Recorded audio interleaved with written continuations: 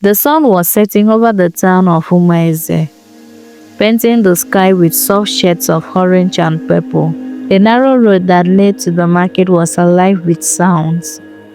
Traders calling out prices, children chasing one another, bikes weaving through the crowd.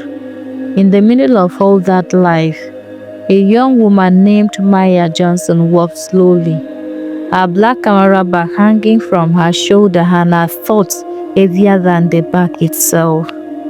She had not been home in 10 years. Lagos had swallowed her life. The rush, the ambition, the noise that made it easy to forget where she came from. But when her mother fell ill, she had no choice but to return. The moment she stepped off the bus, memories returned like dust rising after a long drought. The scent of roasted plantain, the rhythm of talking drums from the church by the hill, the deep red earth that clung to her sandals. It was all the same, yet somehow changed.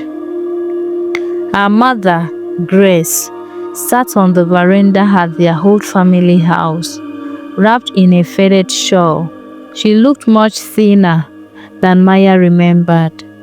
Still, her eyes softened when she saw her daughter.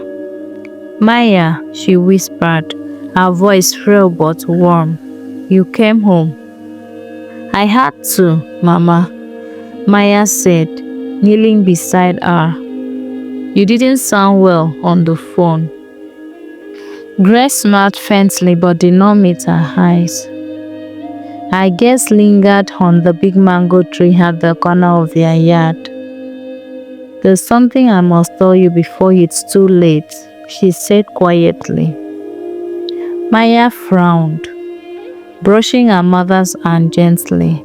"Mama, don't say that. You'll get better."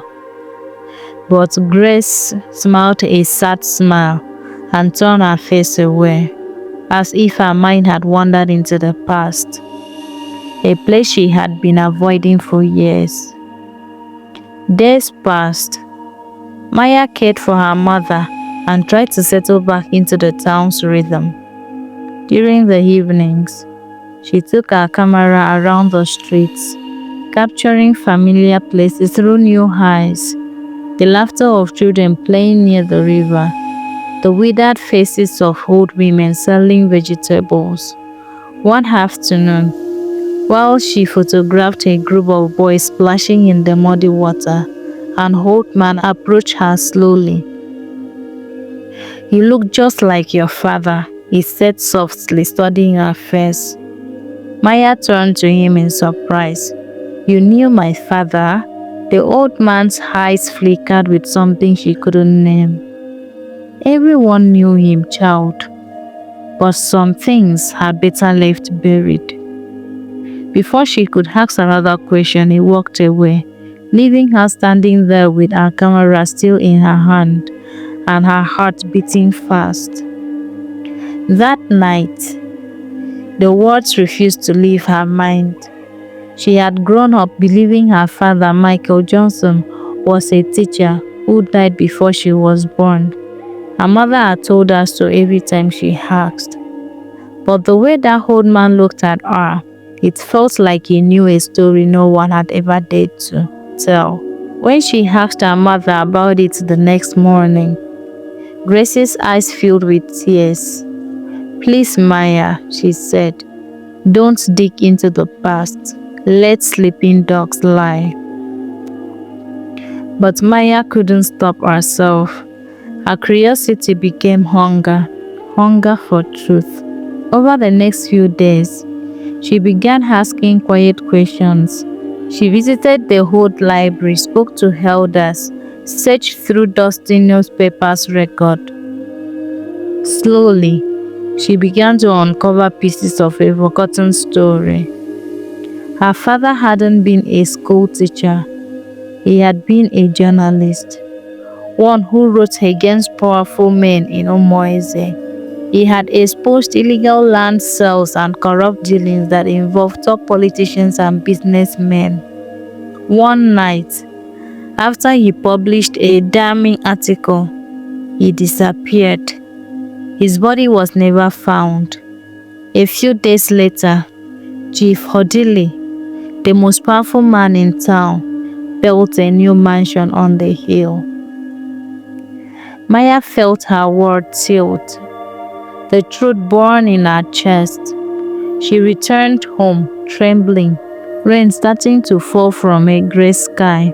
She found her mother in bed, weak but awake. "Mama," she said, her voice shaking, "why didn't you tell me? My father was killed, wasn't he?" Grace began to cry. "I was trying to protect you," she said through sobs. "They warned me never to speak. That night, I saw them drag him out. They buried him near the mango tree." Maya's breath catch. "The mango tree? Yeah, in our yard?" Her mother nodded slowly. "I thought silence would keep us safe." Maya ran outside into the storm. The rain poured down like a flood, soaking her clothes, and thunder cracked overhead. She fell to her knees beneath the mango tree and began to dig with her hands. The earth was cold and heavy. Mud covered her fingers. Her nails broke, but she kept digging until something hard struck the ground. A rusted metal box.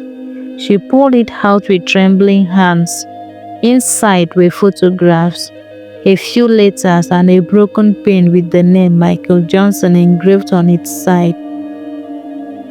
Maya cried, clutching the box to her chest.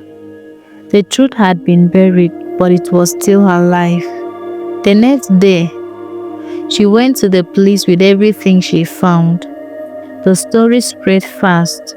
Newspapers, online blogs, television stations all carried her father's name again.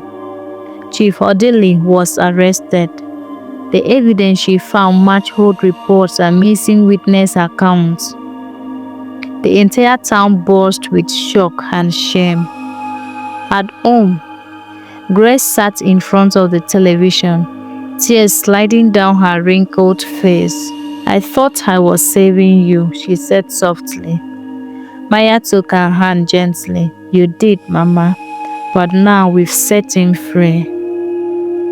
A few weeks later, Grace passed away peacefully in her sleep.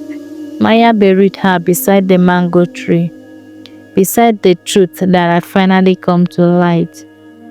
The evening sky was calm that day, painted with gold and blue. Birds perched quietly on the branches above as Maya stood alone, her camera hanging from her neck. She lifted it and took one last picture. The tree, the graves, and the sun melting slowly behind them. Her father had died for the truth. Her mother had lived hiding it, and she had dug it back to life. As she turned to leave, the wind blew gently through the leaves, carrying her whisper with it. Nothing stays buried forever. Truth may sleep beneath the earth for years, but one day it will rise through the hands of those brave enough to uncover it. Thank you for watching this story. Please like, subscribe, and comment.